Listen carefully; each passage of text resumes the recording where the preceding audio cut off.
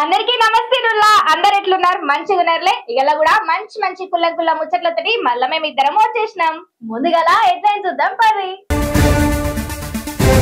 Urea కోసం తప్పని తిప్పలు క్యూ లైన్ల రైతుల పడిగాపులు కాళ్ళ కింద భూమి కదిలింది త్రుటిల ప్రమాదం తప్పింది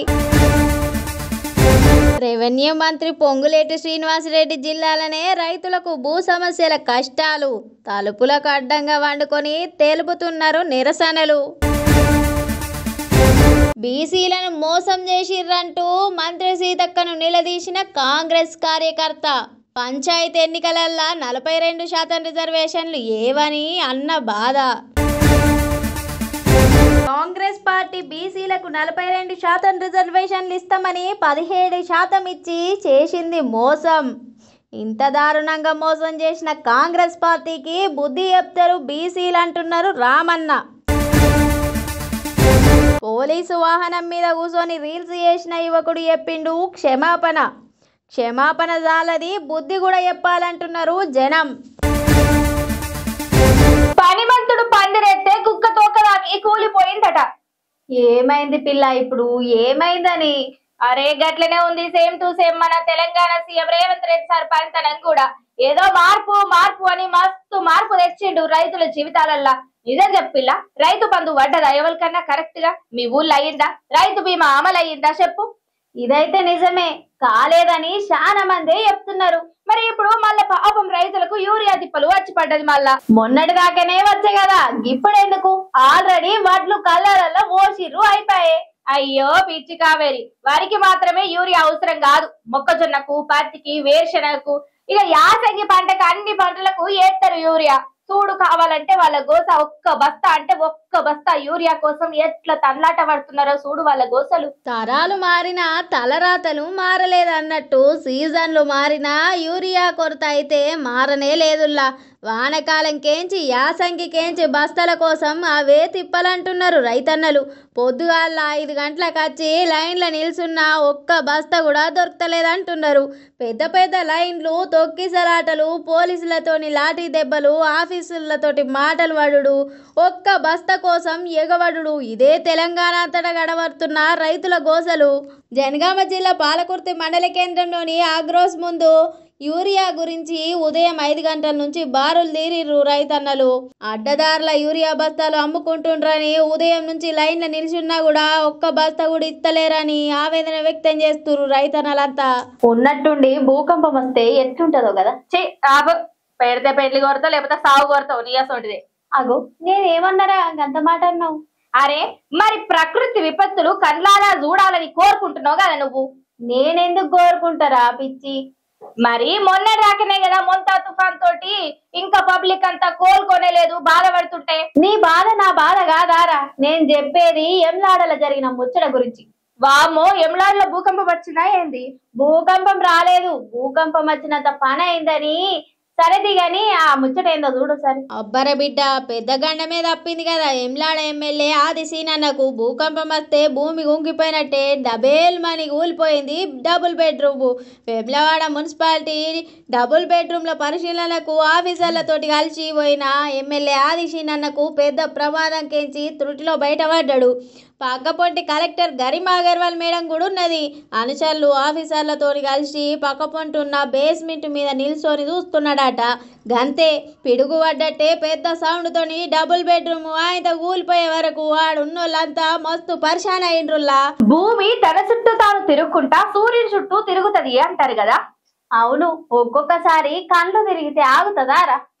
ఆపు నీ కుళ్ళు జోకులు. భూమి గనక నోరుంటే మొత్తుకులు కావచ్చు. ఎందుకు కళ్ళు తిరుగుతున్నాయనా? ఆపు నీ కుళ్ళు జోకులు. భూమి ధరలు చేయబట్టి పంచాయతీలు చూస్తే ఎంత కోపం చేసినా అని అంటున్నా. భూమి తన చుట్టూ తాను తిరుక్కుంటా మనుషులను కూడా తన చుట్టూ తిప్పుకుంటది కదా. ఒకప్పుడు భూమి కోసం, భుక్తి కోసం పోరాటాలు జరిగినట్టు ఇప్పుడు కూడా ఊరూరా పోరాటాలు నడుస్తున్నాయి చూడుగట్టు. అగో ఏందికి బాపు గిట్లా అడ్డంగా అట్లా వండుకున్నాడు అనుకుంటున్నారు కదా. చెప్పినాం కదా, తన భూమికి అధికారులు అడ్డుపడుతున్నారని. ఇక వాళ్ళ పనులకు రైతు అడ్డం పడ్డాడు. ఖమ్మం జిల్లా నేలకొండపల్లి తహసీల్దార్ కార్యాలయంలో రైతు దంపతులు గిట్లా నిరసన తెలిపిన్రులా. వాళ్ళింటి ఆమె పేరు మీద 32 గుంటల భూమి రికార్డులుంటే అది చూపెట్టమంటే చూపిస్తలేరట.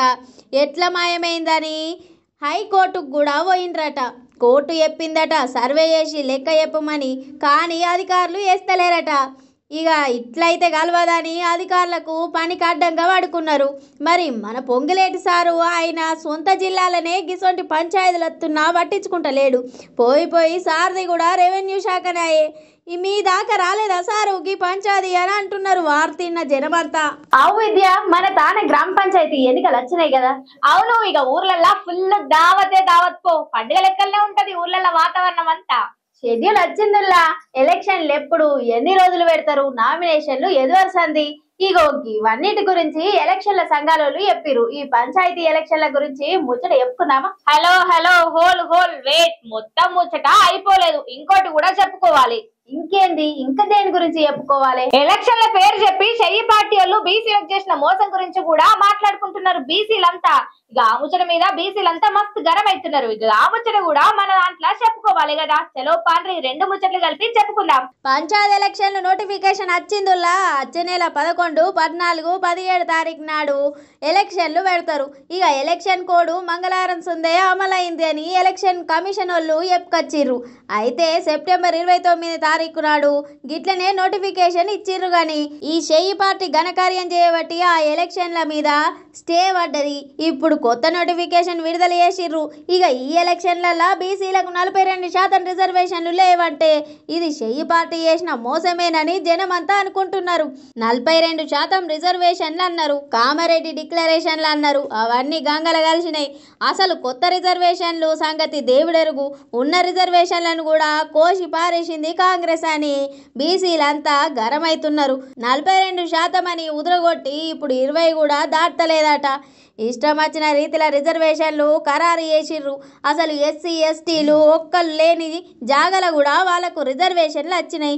ఏడ చూడు గిదే కథ, ఆగమాగం జగన్నాథం అయిపోయింది పో. ఎన్నికలు వచ్చినాయి కదా. అవును, అయితే ఏంది, ఏమంటావు ఇప్పుడు? అరే, కాంగ్రెస్ పార్టీ బీసీలకు మస్తు మోసం చేసిందని జనమంతా గరం అవుతున్నారు. అవును, 42% రిజర్వేషన్ ఊసేలేదు, కనీసం 20% కూడా రాలేదట. ఇగో మన రామన్న పురాత ముచ్చట చెప్తున్నాడు. ఎట్లా మోసం చేసింది కాంగ్రెస్ పార్టీ జనాల్లో అనేది. అన్నా, ఇక నువ్వు చెప్పే.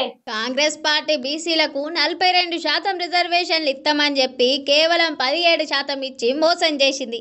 కేసీఆర్ బీసీలకు 24% రిజర్వేషన్లు ఇస్తే రేవంత్ రెడ్డి కేవలం 17 మాత్రమే ఇచ్చిండు. బీసీలకు మోసం చేసినందుకు రేవంత్ రెడ్డి, రాహుల్ గాంధీ 2 చెంపలేసుకొని క్షమాపణ చెప్పాలి. ఇంత మాత్రం దానికి 160 కోట్లు ఖర్చు చేసినామని చెప్పి కులగణన సర్వే చేసి రాహుల్, రేవంత్ మాడలని బిల్డప్ కొట్టుడు దేనికి? పార్టీ గుర్తు లేకుండా జరిగే ఎన్నికలల్లా పార్టీ పరంగా రిజర్వేషన్లు ఇస్తామని అబద్ధాలు చెప్తున్నారు. ఇంత దారుణంగా మోసం చేసిన కాంగ్రెస్ పార్టీకి బీసీ ప్రజలు ఖచ్చితంగా బుద్ధి చెప్తారనుకుంటా మన రామన్నానికి వచ్చిండు. నువ్వు చెప్పే అన్నాయిగా. సర్పంచ్ ఎన్నికల్లో ఇవాళ ఏ అరాచకమైతే చేస్తా ఉన్నారో, కొన్ని మండలాల్లోనే బీసీలకు స్థానం లేకుండా, రిజర్వేషన్ లేకుండా చేసి, కొన్ని జిల్లాల్లో కూడా లేకుండా చేసి దుర్మార్గం ఏదైతే ఈ ప్రభుత్వం చేస్తున్నదో దీనికి రాహుల్ గాంధీ క్షమాపణ చెప్పాలి. ఎందుకంటే బీహార్ ఎన్నికల్లో రాహుల్ గాంధీ అబద్దం చెప్పిండు. తెలంగాణలో మేము చేసేసినాం, 42% ఇచ్చేసినాం అని బీహార్ ఎన్నికల్లో చెప్తాడు, ఢిల్లీలో చెప్తాడు. అందుకే తెలంగాణ గల్లీల్లో ఉండే మా బలహీన వర్గాల సోదరులకు నా ప్రార్థన, దయచేసి కాంగ్రెస్ పార్టీ మిమ్మల్ని ఏదైతే నమ్మించి గొంతు కోసిందో బుద్ధి చెప్పండి. పోలీసుల వాహనాల మీద రీల్స్ చేసిండ్రు, ప్రభుత్వ దుర్వినియోగం చేసిండ్రు అనే వార్త మొన్న చెప్పుకున్నాం కదా మన వార్తలల్లా. అవును, అసొంటోళ్లను అస్సలు ఇడిచిపెట్టద్దు. ఎట్లా చేస్తారు అట్లా? అయ్యో, వాళ్ళు ఆ పోలీసులకు సారీ చెప్పిండ్రు, తప్పైంది క్షమించండి అని అంటున్నారు. తప్పు చేసి సారీ అని 2 అక్షరాలు చెప్పంగానే ఒప్పు అవుతుందా? ఇప్పుడు ఏమంటావు చెప్పు మరి. ఇట్లా మళ్ళా ఎవ్వరు చేయకుండా బుద్ధి చెప్పాలి మంచిగా. చూడరి, మా కావేరి అన్నట్టు వాళ్ళకు బుద్ధి చెప్పాలి. నారాయణపేట జిల్లా ఉట్కూరు పిఎస్ ఆవరణల పోలీస్ వాహనం మీద కూర్చొని రీల్స్ చేసిండు అశోక్ అనే యువకుడు. ఇక పోలీస్ వాహనం మీద కూర్చొని రీల్స్ చేసి తప్పు చేసినా అని ఒప్పుకుంటున్నా అని క్షమాపణలు కూడా కోరిండట.